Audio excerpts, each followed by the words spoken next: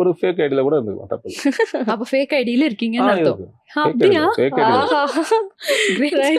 Sir ஒரு பயங்கர ஒரு டிஃப்ரெண்டான ஒரு பர்சனா எங்களுக்கு Fake ஃபீல் ID ஆகுது. அது சோசியல் மீடியால வெளியே வர முடியாது, ஒரு ஃபேக் ஐடி இருக்கு. இருக்கு. அது பொம்பளை பேர்ல இருக்கு. ஐயோ சார் அந்த பேர் என்ன சார்? அது நாங்க வேணாம். நல்லா இருக்கும் அது.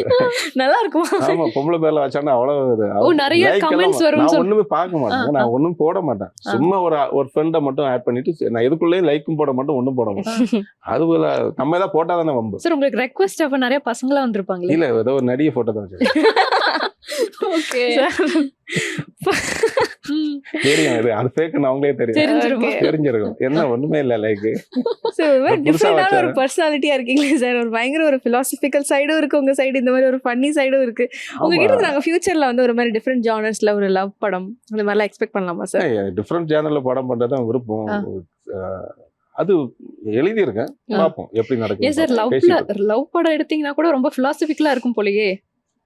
லவ் அது அது வேறங்க, அது ஒரு இது, அதுலயும் பிலாசபி இருக்கு. ஓகே, உண்மை, அது நிறைய டீப்பா பேசணும். ப்ரோக்ராம் ரொம்ப நீண்டு போயிடும். ஓகே